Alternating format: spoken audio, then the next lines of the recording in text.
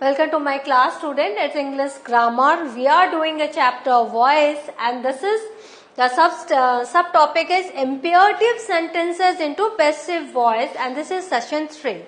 In this particular session, we will come to know how imperative sentences you can turn into passive. What are the imperative sentences? First, we will come to know about this, and once I start the session. What is voice? That is, there are two voices, active voice and passive voice. Now, sentences which express request, order, advice, suggestion, prohibition are called imperative sentences. वो जो भी sentence है जो request बता रहे हैं, order बता रहे हैं, एडवाइस कर रहे हैं, आपको सजेशन दे रहे हैं या कुछ चीज के लिए मना कर रहे हैं, वो सारे imperative sentences आते हैं. It is changed from active to passive according to the message contained in the sentence. तो आपने देखा इतने सारे मैसेजेस यहाँ है, तो ये चेंज भी एक्टिव से passive according to the messages ही होंगे. If it contains an order और कमांड, यदि ये मैसेज कोई ऑर्डर या कमांड को कंटेन करता है तो आपको लिखना पड़ेगा पैसिव बनाने के लिए यू आर ऑर्डर्ड टू या यू आर कमांडेड टू. फिर जो मैसेज है वो आपको लिखना है. फॉर एग्जाम्पल, अगर एक मैसेज है 3 वर्ड है, डू इट एट वंस, तो you are ordered to do that at once, you are commanded to do it at once. तो इस तरह से आपको मैसेज से समझना है कि क्या बोला जा रहा है.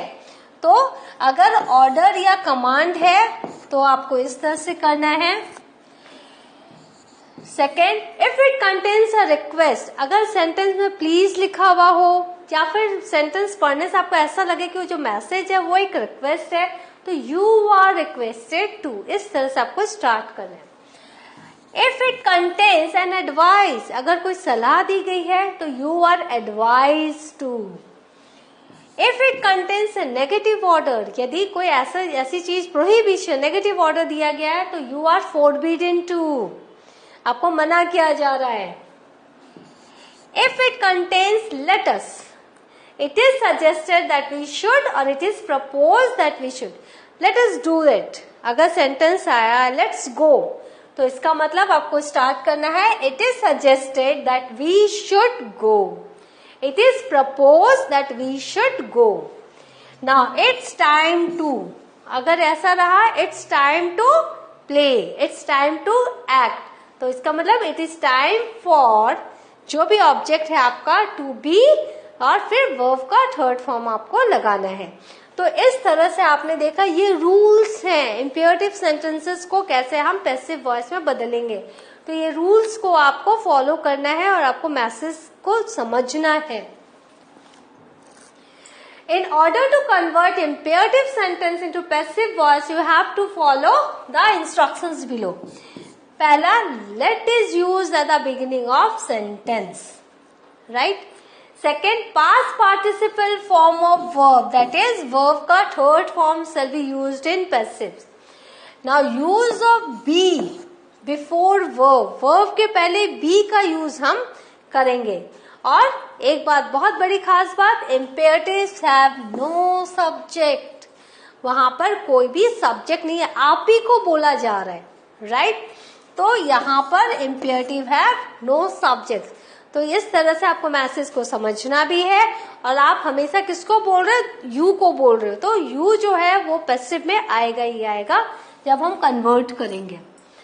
Like come up to my expectations, be silent etcetera, इस तरह के imperative sentences होते हैं. Be silent, come up to my expectations, तो मतलब हम किसे बोल रहे हैं, हम अपने सामने जो खड़ा है उनसे ही बोल रहे हैं.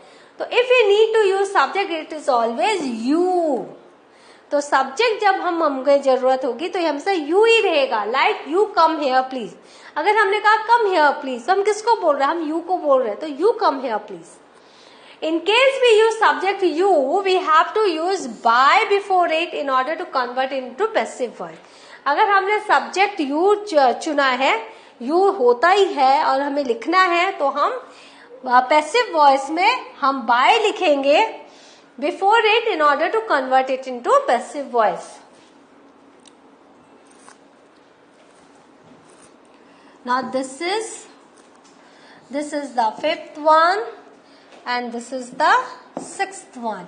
Now, अब कुछ examples देख लो. Active, get out, no object. Passive, you are ordered to get out. जैसे कि आपने get out से क्या मैसेज देखा, उसने उसको ऑर्डर दिया. Active, get me a glass of water. तो passive, you are ordered to get me a glass of water. अगर यहाँ पर प्लीज हम जोड़ दें, प्लीज, तो you are requested.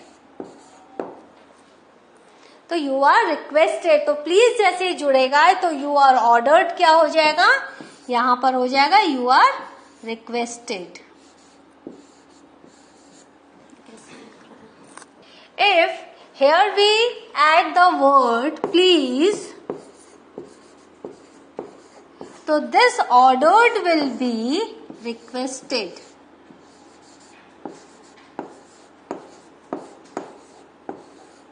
So you are requested to get me a glass of water. If please is there, if please is not there, then you are ordered. If please is there, get me a glass of water, please. So you will have to write you are requested to get me a to get him a glass of water or her a glass of water. The imperative sentence in the passive voice has this following structure. आपने देखा let होना ही चाहिए, object plus be plus past participle. Active में जो object है वो यहाँ let के बाद आएगा और फिर be आएगा, फिर third form of verb आएगा. When the active voice begins with do not, the passive voice has the following structure. और अगर do not से do not, don't go, right? अगर इस तरह से active शुरू होता है तो let plus object plus not plus be plus past participle, that's the third form of verb. Same ही है, सिर्फ एक not जुड़ गया. Active bring it home, right? तो let it be brought home. देखो let आ गया, फिर ऑब्जेक्ट आ गया, bring it ऑब्जेक्ट आ गया, फिर be हमने जोड़ दिया, फिर past participle हमने जोड़ दिया और फिर the next part of the sentence, that is the last part of the sentence, that is here home.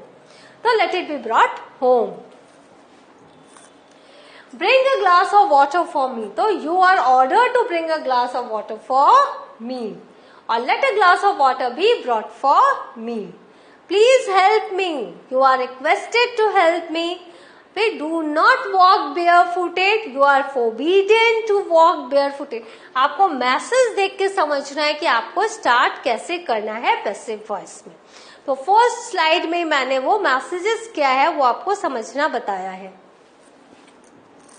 Now structure कैसे है, अगर इट्स टाइम टू रहा तो it is time to plus base form plus object active voice में रहेगा, और it is time for object plus to plus be plus third form passive में रहेगा.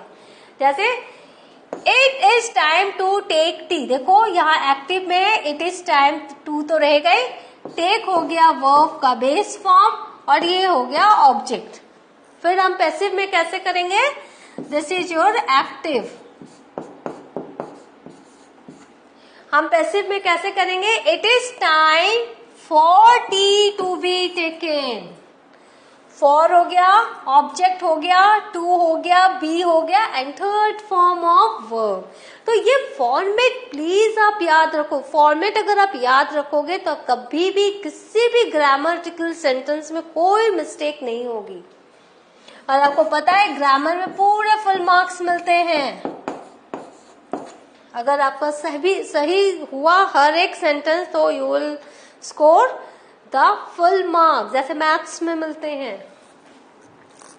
Now it is time to revise the lesson. It is time for the lesson to be revised. This is active and this is your passive. Now always speak the truth. You are advised to always speak the truth.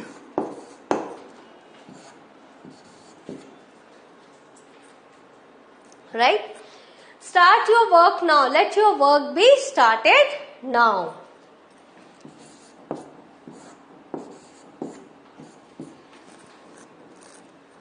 Sentences that use the modal auxiliary verbs are changed into passive in the following manner. अभी modals के साथ अगर sentence हो तो आप कैसे करेंगे, You ought to respect your elders. यहाँ पर तो क्या करेंगे? Your elders ought to be respected by you.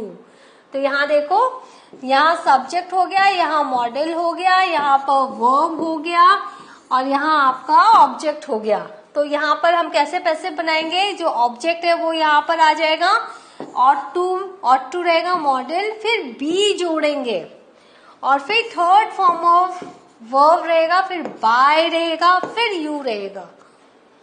मैंने आपको बताया था पहले की स्लाइड में, अगर यू सब्जेक्ट है तो अगर आपको यू लिखना है पैसिव में तो आपको बाय लिखना है, तो by you. Active, you should learn your lesson should be learned by you. Now थोड़े से एक्सरसाइजेस कर लेते हैं. Clean the floor immediately. अब आपको इससे क्या मैसेज मिल रहा है? ये रिक्वेस्ट है या ऑर्डर है? ऑब्वियसली ये क्या है? एक ऑर्डर है. Now do not find faults with others. ये क्या है? ये एक एडवाइस भी है, ये एक सजेशन भी है. तो हम इसको अगर एडवाइस लिखते हैं या सजेशन लिखते हैं, दोनों चलेगा, दोनों, both will work. Suggestion. Send this message to me. This can be an order or command. So I am writing order or command. Please speak a bit loudly. तो यहाँ please है, please से क्या हो गया? ये एक रिक्वेस्ट बन गया. और आपको पहला जो स्टार्टिंग का जो आपको वर्ड्स पता है क्या लिखना है? You are requested, you are ordered, you are advice. तो ये आपको पता है. Take care of your parents, ये क्या है? ये भी आपको एडवाइस है. मैं क्यों ऐसा लिख रही हूँ? ताकि आप खुद से सेंटेंस बनाए. Always obey the rules of the road while walking, ये आपको क्या है? सजेशन है.